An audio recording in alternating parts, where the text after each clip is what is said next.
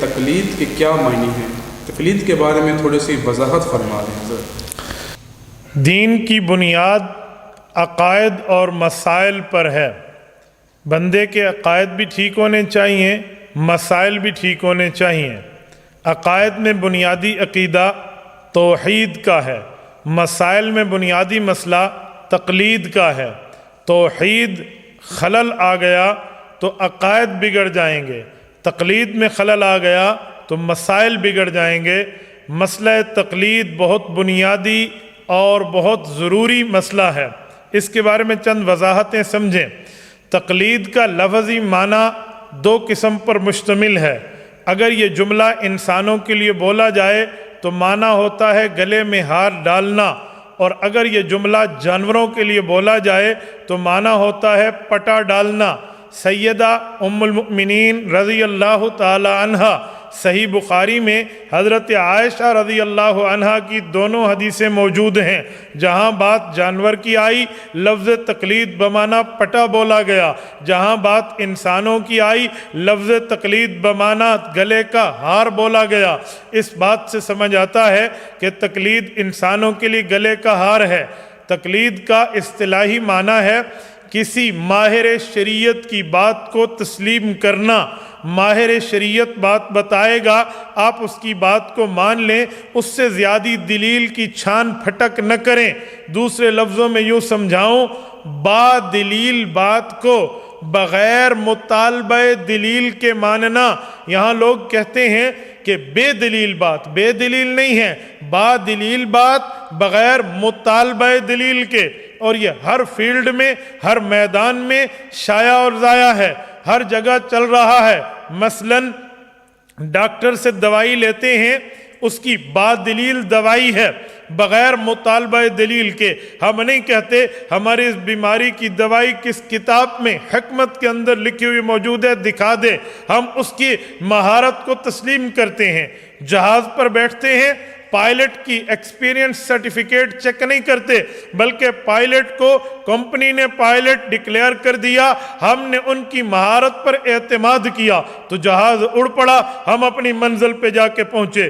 کوئی بندہ کبھی سواریوں سے لڑے، کبھی پائلٹ سے لڑے، کبھی ڈاکٹر سے لڑے، کبھی مقتدی سے لڑے، یہ اسٹوپٹ ہے، بے وقوف ہے، کند ذہن ہے، کم عقل ہے۔ کیوں؟ اگر یہ ماہر ہوتا تو خود بندہ مہارت پیش کرتا، غیر ماہر ہوتا تو ماہر کی بات کو تسلیم کر کے تقلید اختیار کرتا۔ شاہ ولی اللہ محدث دہلوی رحمت اللہ علیہ کے فرزند ارجمند المحدث الدہلوی حضرت شاہ عبد العزیز رحمہ اللہ اپنے فتاوی عزیزیہ میں بھی لکھتے ہیں، اور خصوصاً تفسیر عزیزی سورۃ ملک آیت نمبر 10 وَقَالُوا لَوْ كُنَّا نَسْمَعُ أَوْ نَعْقِلُ مَا كُنَّا فِي أَصْحَابِ السَّعِيرِ کے تحت لکھتے ہیں۔ فرمایا رب العزت نے فرمایا دو جماعتیں جہنم جائیں گی۔ نمبر ایک، وہ جو ایک جماعت جہنم جائے گی وہ دو جملے کہے گی، وہ کہے گی اے کاش ہم ماہر ہوتے، سمجھتے، یا اے کاش ہم سمجھنے والوں کی بات کو تسلیم کرتے تو ما كُنَّا فِي أَصْحَابِ السَّعِيرِ، ہم جہنمی نہ ہوتے۔ کہتے ہیں اس سے پتہ چلا ماہر کو مجتہد کہتے ہیں، غیر ماہر ماننے والے کو مقلد کہتے ہیں۔ کہا یا تو بندہ ماہر ہو، مجتہد ہو، جہنم سے بچے گا، غیر ماہر ہو، مقلد ہو، تقلید کر کے ماہر شریعت کی بات کو مانے تو جہنم سے بچے گا۔ اسی لیے غیر ماہر، غیر عالم، عام آدمی جو دین کی مہارت نہیں رکھتا، ایکسپرٹ آف دا ہولی شریعہ، فقہائے کرام کی بات کو ماننا اس کے اوپر لازم ہے۔ حضرت امام عبد الرحمن جلال الدین السیوطی رحمہ اللہ نے اپنی قرآن کریم کی مختصر تفسیر الاکلیل میں لکھا ہے کہ حدیث پاک اور آیات پاک کی روشنی میں یہ بات واضح ہے کہ جو عام آدمی ہے اس پر لازم ہے وہ مجتہدین کی تقلید کرے۔ میرے دوستو، قرآن کریم پڑھنے کے 7 طریقے ہیں، اسی طرح حدیث پاک پہ عمل کرنے کے 4 तरीके हैं, वो 7 किरातें बरहक हैं। जिस रास्ते पे चलेंगे आपको हक है, आप अल्लाह के यहाँ मरजू नहीं बल्कि राजे करार पाएंगे। इसी तरह दीन इस्लाम में हदीस पाक पे अमल करने के 4 रास्ते हैं, हनफी, शाफिई, मालिकी, हम्बली। इनमें से जिस रास्ते पे चलेंगे आप बिल्कुल अल्लाह के यहाँ निजात वाला शुमार हो जाएंगे। तो लिहाजा ये उम्मत के 4 रास्ते हैं। सबसे बड़े इमाम आज़म अबू हनीफा नौमान बिन साबित रहिमहुल्लाह सहाबा कराम के शागिर्द हैं, जिसके अल्हम्दुलिल्लाह हम और आप मुक़ल्लिद हैं, और पूरी दुनिया का 70% मुसलमान इमाम आज़म अबू हनीफा का फॉलो करने वाला है। इसलिए तकलीद आमी आदमी पर वाजिब है, इसको मानना उसके लिए ज़रूरी है, इसके बगैर चारा नहीं है। यह मसाइल में बुनियादी मसला है, उम्मुल मसाइल है, मसाइल की बुनियाद है कि हमें वहाँ काबे की डायरेक्शन का पता नहीं चलता। तो जब काबे की डायरेक्शन का पता न चले तो उसका आसान हल मौजूद है कि आप उसको आसानी के साथ लोगों से पूछें। अगर लोगों से नहीं पूछ सकते तो आपके लिए इसका हल भी मौजूद है, फिर आप तहर्री करें। तहर्री का माना है आप कराइन देखें, अपने मामलात को देखें कि अभी सूरज यहाँ था तो वो दाएं रुख पे चल रहा था या बाएं रुख पे, अभी यहाँ आया होगा, अभी वहाँ आया होगा, अभी किबला यहाँ था, अभी यहाँ था। अंदाज़ा लगाएं, इसमें ख़ता ना करें, तहर्री करके नमाज पढ़ें। और अगर आपने तहर्री करके नमाज पढ़ी, ठीक रास्ते पे पढ़ी, ठीक सिमत पे पढ़ी तो आपकी नमाज हो गई। गलत रास्ते पे गलत सिमत पे पढ़ ली लेकिन तहर्री की थी, अपनी कोशिश की थी, ला युकल्लिफुल्लाहु नफ्सन इल्ला वुस्अहा, अपनी ताकत को खर्च किया था, तो तब भी आपकी नमाज हो गई है, आपको लौटाने की जरूरत नहीं है। अगर आपने बिल्कुल तहर्री नहीं की और जिस तरफ मुंह आया बस आपने पढ़ लिया और रास्ता ठीक निकला तो नमाज हो जाएगी, और गलत निकला तहर्री ना होने की बुनियाद पे आपको दोबारा कज़ा लौटानी पड़ेगी। नुमाइश वाले जाए नमाज पर नमाज करना अदा करना कैसा है? अबू आसिया साहब, बिल्कुल ऐसी नमाज जायज़ है, आप ऐसी जा नमाज पर बिल्कुल नमाज पढ़ सकते हैं। नक्शो निगार है ना, कोई आगे पिक्स तो नहीं बनी हुई, तस्वीरें तो नहीं बनी हुई, कोई बुत तो नहीं बने हुए, लिहाजा आपकी नमाज जायज़ है, आप नमाज पढ़ सकते हैं। आजकल जो मोटरसाइकिल या दीगर ऐसी चीज़ें जो कि आम तौर पर 1 साल या 6 माह के मियाद की किस्त पर कीमत ख़रीद से 2 गुना ज़्यादा डबल कीमत पे मुकर्ररा वक्त पर फ़रोख्त करते हैं, क्या ये सूद के ज़िम्मे में आता है या नहीं? बहराम बलोच साहब, ये कई किस्मों पर कारोबार चल रहा है, कुछ जायज़ हैं कुछ नाजायज़ हैं, शराइत देखनी पड़ती हैं। अक्सर नाजायज़ हैं, अक्सर जो लोग काम कर रहे हैं ये सूद से बचाने के लिए दाएं कान को इस हाथ से पकड़ो या इस हाथ से, बस कान बदलने वाली साइड है, बात तकरीबन वही सूद पे आ ठहरती है। जब शराइत सामने होंगे तो इस पर इंशाल्लाह तफसीली कलाम हो सकता है। रिहान, अगर हलाल गोश्त का खून कपड़ों पर लग जाए तो उन कपड़ों से नमाज हो जाएगी? भाई रिहान, खून की 2 किस्में हैं। ज़बह करते वक्त खून निकला है, वो हलाल का है या हराम का है, आपकी नमाज नहीं होगी अगर वही लगा है। गोश्त बनाते वक्त जो छोटी सी छींटियाँ मीटियाँ निकल आती हैं वो आपके कपड़ों पे लग गई हैं तो हलाल जानवर के गोश्त की छींटों से आपकी नमाज हो जाएगी, आपकी नमाज पे असर नहीं होगा। नूर और ईमान की ज़िया अता फरमाएगा। आप दावत व तबलीग में चलें, आप सवाब पर दलील मांगें, इलाज पर दलील न मांगें।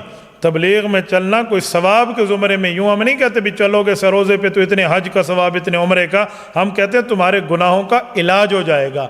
इलाज पे दलील कुरान हदीस से नहीं मांगी जाती, सवाब पे दलील कुरान हदीस से मांगी जाती है। ये तो वही हुआ, आप जाएं, डॉक्टर आपको कहे पैरासीटामोल की गोली खा लो आपकी बीमारी ठीक हो जाएगी, आप कहें कुरान हदीस से दलील दो, वो कहेगा चाचा सवाब के लिए नहीं दे रहा, इलाज के लिए दे रहा हूँ। इलाज के लिए इलाज की बात को देखा जाता है। तो तबलीग में औकात लगाना, ये हम इसको दीन के अंदर सवाब के दर्जे नहीं बता रहे बल्कि आपको इलाज बता रहे हैं। जब आपका इलाज हो गया तो सवाब आपके लिए खुद ब खुद शुरू हो जाएगा। बंद होने का ऑपरेशन करवाती हैं, क्या शरीयत इसकी इजाज़त देती है? शमसुद्दीन, ये बात जहन में रखें कि कोई खातून अपने बच्चे को बंद करवा के 100% ख़त्म करा देती है, ये हराम है, गुनाह कबीरा है, शदीद गुनाह का इर्तिकाब कर रही है। शरीयत में इसकी गुंजाइश मौजूद नहीं है। हाँ, तकलीफ़ है तो वक्ती तौर पे कुछ प्रॉब्लम में रोका जा सकता है, उसकी तरतीबें आपको डॉक्टर और तिब्बी माहिरीन बता देंगे, लेकिन इसको मुकम्मल तौर पे ख़त्म करके नसबंदी करा देना, इसकी इस्लाम में किसी किस्म की गुंजाइश मौजूद नहीं है। और मर्द की नमाज में फ़र्क है या नहीं?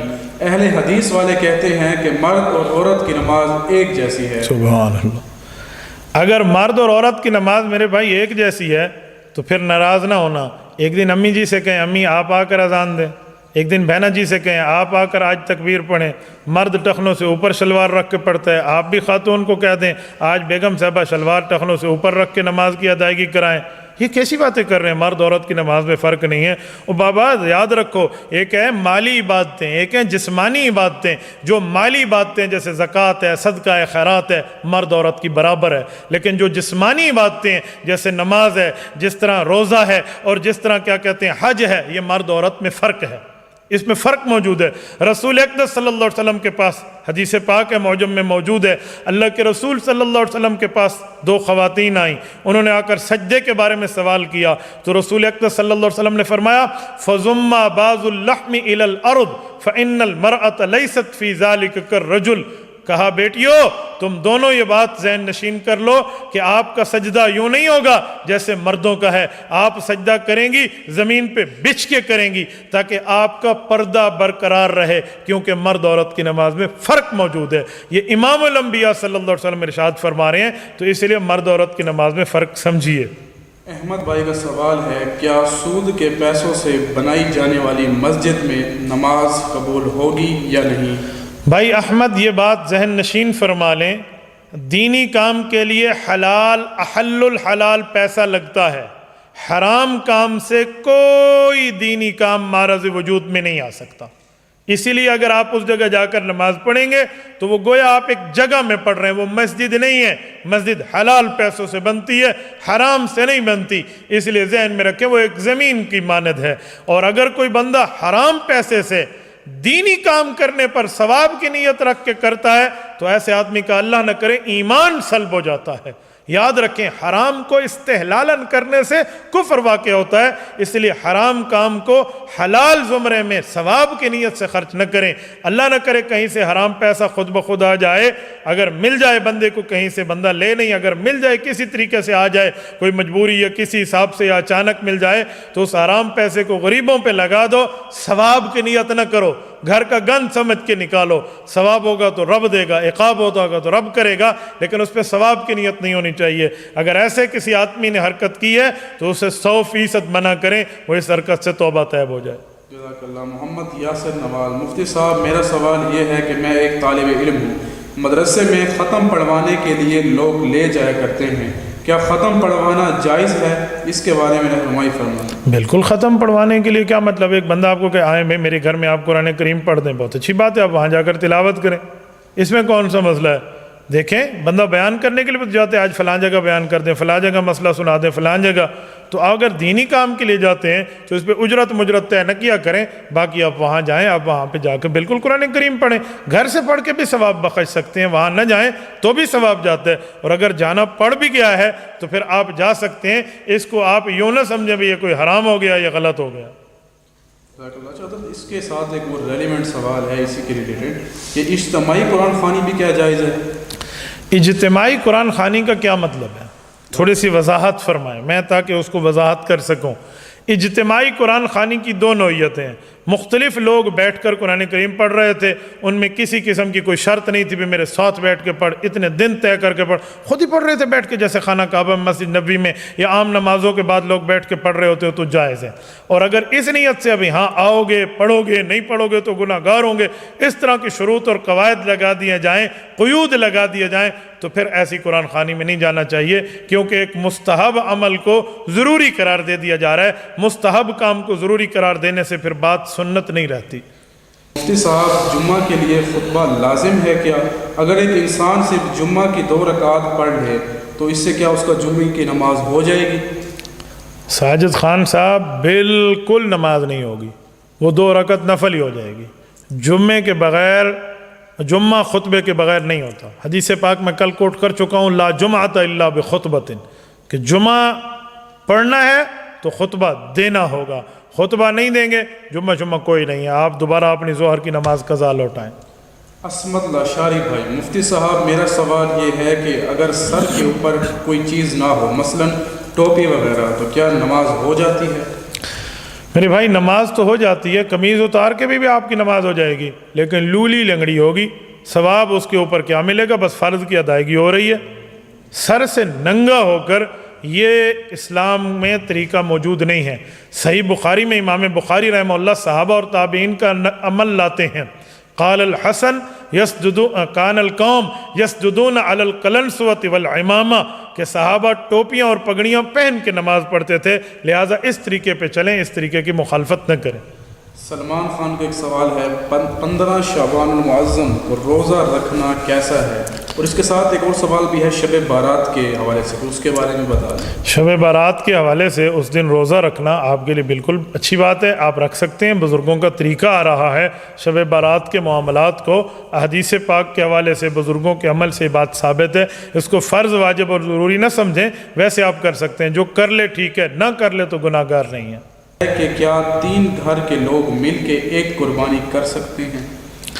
خواجہ صاحب، اگر تینوں پر قربانی واجب نہیں ہے اور انہوں نے کر دی ہے تو نفل ہے، اور اگر ان تینوں پر قربانی واجب ہے تو علیحدہ علیحدہ چھوٹا چھوٹا جانور خریدیں، اور اگر 3 بندے پر قربانی واجب ہے اور انہوں نے بڑا جانور لے لیا ہے تو اس کے اندر بھی آپ یہ بات ذہن میں رکھیں کہ ان کو اپنے اپنے حصص کے مطابق قربانی کرنا ہوگی، ورنہ یوں نہیں ہے کہ 3 بندوں پہ قربانی فرض تھی، تینوں نے ایک چھوٹا جانور لے لیا، کسی کی بھی ادا نہیں ہوگی، تاکہ طے ہی نہیں ہو رہا بھی کس کی ادا ہو رہی ہے، اس کو کہیں گے، اس کو کہیں گے، اس کے کہیں گے، تجزیہ آ جائے گی تو یہ جائز نہیں بنے گا۔ وکاس ناصر بھائی ناروال سے، مفتی صاحب کالج میں مرد ٹیچر کا لڑکیوں کو پڑھانا کیسا ہے، جبکہ لڑکیوں نے چہرے، ہاتھ اور پاؤں کے علاوہ جسم کا بقیہ حصہ چھپایا ہوا ہے؟ مناسب یہ ہے کہ خاتون خواتین میں پڑھائے، مرد مردوں میں پڑھائے، مناسب نہیں ہے، ہم اس کو جائز نہیں کہتے، لیکن آج کل مجبوری میں خواتین جاتی ہیں پڑھنے تو وہاں مرد سے وہ پڑھ سکتی ہیں، لیکن کو ایجوکیشن سے اعتراض کرنا چاہیے۔ اگر کو ایجوکیشن آ گیا ہے تو اس سے بہتر ہے آپ پرائیویٹ طور پہ چلیں، پھر آپ کے لیے بہت بہتر ہے، اس میں کئی مفاسد موجود ہوتے ہیں، لہٰذا کھلے طور پہ بغیر کسی قیود کے یوں اجازت دینا یہ مناسب نہیں ہے۔ جزاک اللہ۔ ہمارے پاس اگلا سوال بلال احمد صاحب کا ہے، اگر کسی عورت کا شوہر فوت ہو گیا ہو اور وہ دوسری جگہ شادی کر لے تو کیا اس کا جو پہلا سسر ہے وہ اس سے مل سکتا ہے؟ یعنی پہلے سسر کا کیا مانو؟ پہلے خاوند کا جو والد ہے، جی والد اس کا ہے، اس سے وہ مل سکتی ہے عورت؟ پہلا جو سسر ہے اس کے لیے بالکل وہ باپ کے درجے میں تھا، وہ کسی حوالے سے، میں کہتا ہوں 2 باتیں ہیں، ملنے کی وجہ کیا ہے؟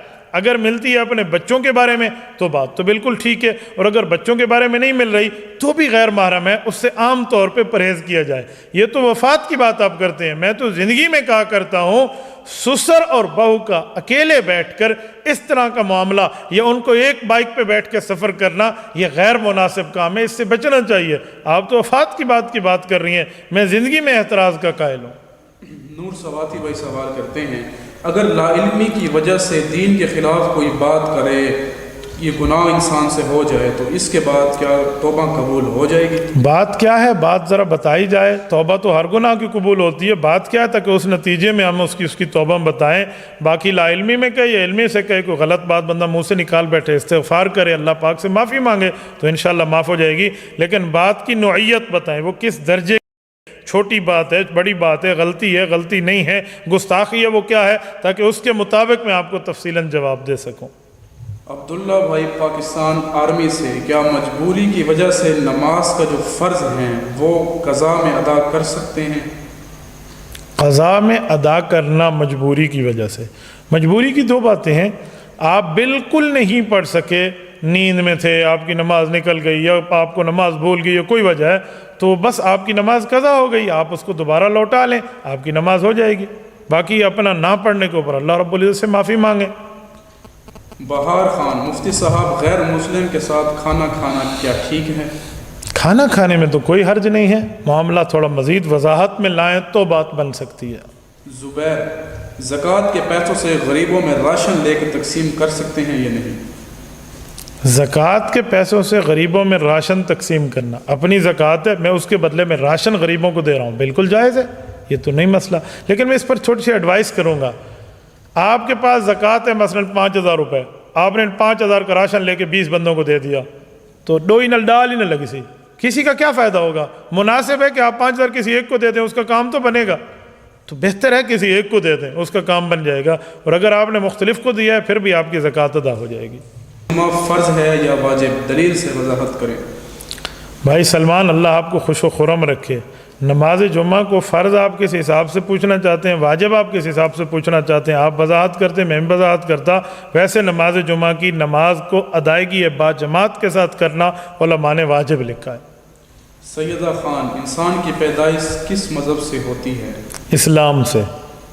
اس کی وجہ اللہ کے رسول صلی اللہ علیہ وسلم کا فرمان ہے، کل مولود یولد علی فطرت الاسلام فابواہ یحودانہ او ینصرانہ او یمجسانہ۔ کہا مسلمان بچہ مسلمانی پر پیدا ہوتا ہے، فطرت اسلامی پر، والدین یا معاشرہ اس کو، مراد یہی ہے، اس کو اس کے مذہب کے تبدیل کرنے پہ معاملہ کر لیتا ہے، ورنہ مسلم ہی پیدا ہوتا ہے۔ شاہ زمان صاحب پوچھتے ہیں، اگر امام مسجد میں ہو یعنی دروازے میں، اور مقتدی مسجد کے باہر یعنی دروازے کے باہر، تو کیا نماز ہو جاتی ہے؟ بالکل نماز ہو جاتی ہے، اس پر نماز کا کیا مسئلہ ہے؟ وہ دروازے میں کیسے؟ دروازہ بھی تو مسجد کے اندر ہی ہے نا، کسی ایسی جگہ ٹھہرا ہے سامنے سے دروازہ آ گیا ہے تو اس کی نماز میں کوئی حرج نہیں ہے۔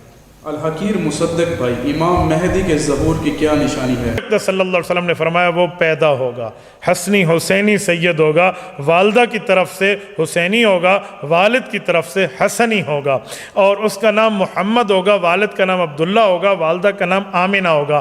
وہ مدینہ میں پیدا ہوگا، مکۃ المکرمہ میں اس کی 40 سال کی عمر میں اس کی پہچان ہوگی ابدالوں کی جماعت کو دوران طواف، وہاں سے وہ اسلام کے نفاذ کے لیے نکلیں گے، پھر وہ 9 سال رہیں گے، ان کا 7واں سال چل رہا ہوگا، حضرت عیسیٰ علیہ السلام آئیں گے، حضرت عیسیٰ اور امام مہدی کا 2 سال آپس میں اکٹھا رہیں گے، پھر وہ 2 سال بعد امام مہدی فوت ہو جائیں گے، اور بعد میں حضرت عیسیٰ علیہ السلام اپنا زمانہ چلائیں گے، اور امام مہدی کی کل عمر 1 کم 50 سال آتی ہے۔ باقی تفصیل چاہیے تو میں انشاءاللہ اس پر سیریز دوں گا، آپ اس کے انتظار میں رہیں۔ ارشد بھائی پوچھتے ہیں، سود کے پیسے کہاں لگانا جائز ہے؟ سود کے پیسے آپ لیتے کیوں ہیں؟ آپ کوئی پنگے نہیں لینے چاہیے، اور اگر آپ نے سود کے پیسے کہیں سے لے لیے ہیں غلط فہمی میں، نا علمی میں، کچھ حساب کتاب میں، غریبوں کو جا کر دے دو، ثواب کی نیت نہ کرو، گھر کا گند سمجھ کے نکال دو۔ السلام علیکم ورحمۃ اللہ وبرکاتہ۔ مقبرے میں جنازہ گاہ ہیں تو اس میں کوئی نماز پڑھ رہا ہے تو جائز ہے یا نہیں؟ مقبرے میں جنازہ گاہ ہے اور اس میں کوئی نماز، جی بالکل ٹھیک ہے، نماز تو ہو جائے گی، نماز کا مسئلہ نہیں ہے، لیکن قبر کے سامنے ٹھہر کے نماز پڑھنا یہ مشکوک کر دیتا ہے۔ اس لیے مناسب ہے کہ یا تو کوئی اندر کوئی مسجد ہو یا اندر کوئی ایسی کوئی دیواریں وغیرہ کھڑی ہیں جس سے پتہ چلتا ہے کہ وہ قبر کو سجدہ نہیں کر رہا، پھر اس کی گنجائش نکل سکتی ہے اور آپ پڑھ سکتے ہیں۔ جزاک اللہ۔ حضرت عبد الکریم بھائی پوچھتے ہیں، عمرے پر طواف سعی میں چہرہ کھولنا عورت کا ضروری ہے، احرام باندھنے کے بعد چہرہ کھولنا ضروری ہے، خواہ مکہ سے باہر جو ہو جیسے ہو؟ آپ کو کس نے کہا کہ احرام میں چہرہ کھولنا ضروری ہے؟ یہ کس نے کہا ہے؟ آپ سادے بندے ہیں دنیا میں، میں حیران ہوتا ہوں، عورتیں وہاں چہرہ کھول کے ٹھہری ہوتی ہیں، احرام میں جائز ہے، وہ کملیاں تھے یملیاں اگے پیچھے گناہ ہون جائز ہے، کیسے ہو سکتا ہے؟ اللہ کے گھر میں حرام ہے، باقی جگہ ناجائز ہے، اللہ کے گھر میں جائز ہو جائے گا؟ احرام میں چہرہ کھولنا ضروری نہیں ہے، چہرے کے اوپر کپڑا نہ لگے، اتنی سی بات ہے۔ اس کی ترتیب کیا ہے؟ آپ ہیڈ لے لیں، جس کے آگے چھوٹی سی جگہ نکلی ہوئی ہوتی ہے، اس کے اوپر سے آپ جو ہے نا اپنا نقاب کو رکھیں، تو آپ کا پردہ بھی رہے گا، آپ کا احرام بھی رہے گا، گناہ بھی نہیں ہوگا۔ چہرہ اوپر چمٹا ہوا کپڑا نہ ہو، ورنہ چہرہ چھپانا واجب فرض ہے عورت کے لیے، یہ یاد رکھنا۔ یہ نہیں ہے کہ وہ چہرہ کھول دے احرام میں، کوئی چہرہ احرام میں نہیں کھولے گی، نہ طواف میں، نہ سعی میں، نہ عام حالات میں۔ چہرے کو چھپانا ہے، لیکن اس نے آگے سے کپڑا لٹکانا اس طریقے پر کہ کپڑا چہرے کو نہ لگے، وہ ہیڈ کی ٹوپی لے لیں۔ سیدہ رضی اللہ عنہ ام المؤمنین فرماتی ہیں، ہم اس طرح منہ کھول لیتی تھی جب کوئی نہیں ہوتا تھا، بالکل ہو کا عالم ہوتا تھا، ہم جنگل سے حضور کے ساتھ گزر رہی ہوتی حالت احرام میں، اگر کوئی سامنے آتا تو ہم کپڑا سامنے لٹکا لیتی۔ اس لیے آپ پوری بات سمجھا کریں میری ماؤں بہنوں، یہ سمجھنے والی بات ہے، یہ غور کرنے والی بات ہے۔ آپ نے چہرہ نہ وہاں کھولنا ہے نہ وہاں کھولنا ہے، اس کی ترتیب ہے کہ آپ نے رکھنا کیسے ہے۔ یہ نہ ہو کہ آپ عمرہ بھی کریں، نیکی برباد اور گناہ لازم کر کے بندہ آ جائے، اللہ محفوظ فرمائے۔ جزاک اللہ۔ حضرت وسیع آخری سوال ہے محمد اسد بھائی کا، راولپنڈی سے پوچھتے ہیں، مسجد کے اوپر مارکیٹ بنانا کیسا ہے؟ بیٹا مسجد کے اوپر مارکیٹ بنانا مناسب نہیں ہے، پھر وہ مسجد نہیں ہوگی، پھر آپ تو مصلی گاہ بنا رہے ہیں، اور اگر وہ مسجد ہے تو تحت الثری سے لے کر عرش اور تحت الثری سے لے کر آسمانوں تک وہ مسجد ہے، وہ مسجد ہی مسجد شمار ہوگی۔ اور اگر آپ نے اوپر مارکیٹس بنا دیا تو آپ نے مسجد میں پھر مارکیٹ بنائی ہے، مسجد مسجد ہے وہ اوپر سے لے کر نیچے تک ہو، اور اگر اس کے اوپر نیچے کوئی آپ نے اور تعمیرات کرنی ہے وہ مسجد نہیں ہے، وہ ایک مصلی ہے، نماز پڑھنے کی جگہ ہے۔